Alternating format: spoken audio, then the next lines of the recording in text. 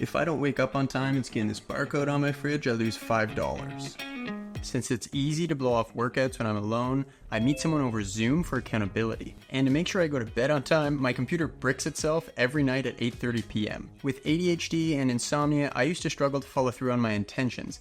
Now, using hacks like these, I consistently get the best out of myself, and as an ADHD coach, I help others do the same. So in this video, I want to share how I accidentally learned to follow through on my intentions, even though I never felt motivated. I'll show you a strange website that helped me start getting out of bed on time, and it's linked to the habits of highly successful people. But first, we need to back things up a bit. You never wake up wanting to remind everyone you failed out of university, but yeah. I went to Carleton University right out of high school, and I failed.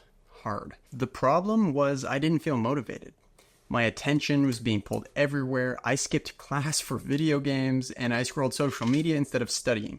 Even when I tried to focus, I rarely got stuff done because I lacked the willpower. I thought the solution was to somehow acquire more motivation, and so I'd watch motivational mashups on YouTube where people like Arnold Schwarzenegger would tell me to sleep faster and get more done. But they never seemed to work.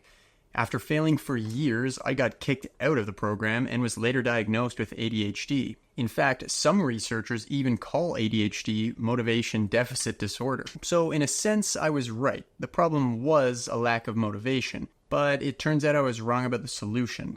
The solution wasn't to somehow start caring more or acquire more motivation. So let me share the story of how I accidentally discovered the principle that turned my life around.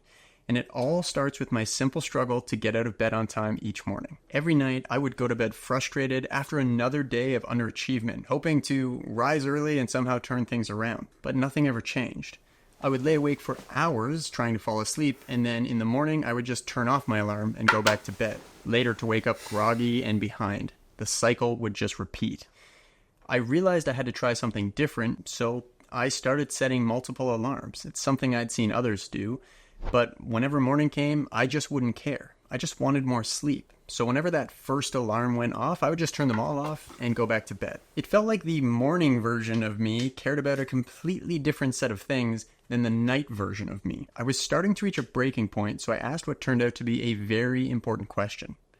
What else do people do when they try to get out of bed on time? Well, since nothing came to mind, that's when it hit me. If I was going to solve this problem, then I was going to have to come up with a solution myself, one that I may have never seen anyone else using. It was as if for the first time, I finally granted myself permission to give myself whatever I needed to be successful. Honestly, it felt radically self-indulgent, but in a good way. So here's what I came up with to finally start getting out of bed on time. I found a website called wakeupdialer.com.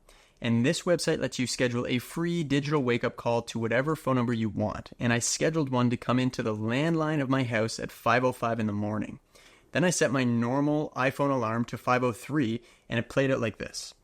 At 5:03, my iPhone alarm went off. Just loud enough to wake me up, but not my wife. I also remembered that in 2 minutes, every phone in the house was going to ring, and the deal was that if I woke up the baby with this little gambit, then I had to be the one to take care of her. So I would run downstairs to find a phone strategically placed in the bathroom, by the way, and I would take that phone off the hook to sort of block that call from coming in. And it worked. Not only did I immediately turn around my wake-up woes, but the rest of the day started to go better as well. Since I was already in the bathroom to block that wake-up call, I tended to go ahead and start brushing my teeth too.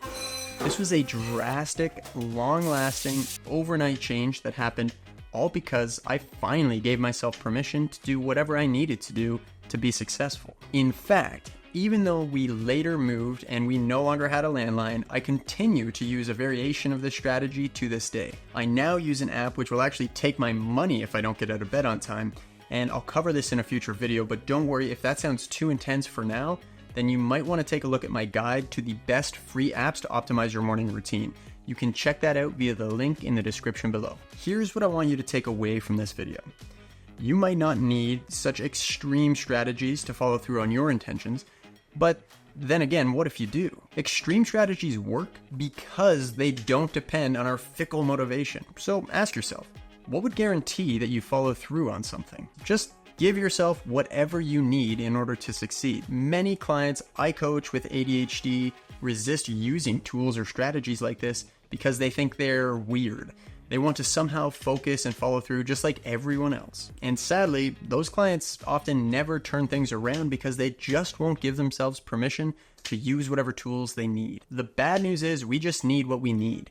If you have ADHD or struggle with low motivation, you might need different tools than everyone else. Refusing to use them is like refusing medicine because you just don't want to be sick. The best way to catch up might be to accept that you need different strategies and tools than those around you. But also, let's look at this from another angle. So far, we've been speaking as if we've fallen behind and want to catch up to the rest of the pack.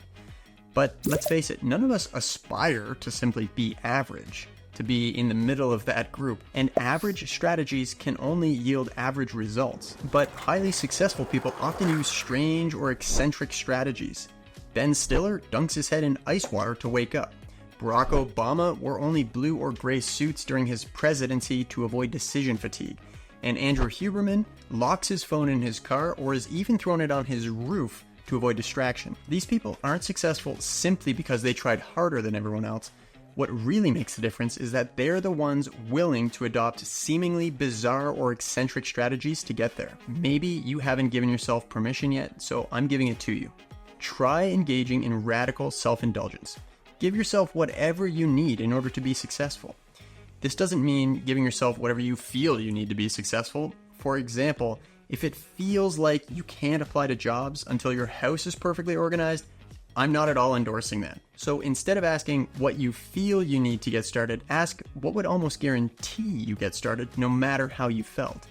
If it doesn't cost too much time or money to implement, then give it a shot, no matter how strange the idea seems at first. If you like the idea of radical self-indulgence but you just don't know where to start, then check out my other video about my 5 favorite Chrome extensions to help you focus.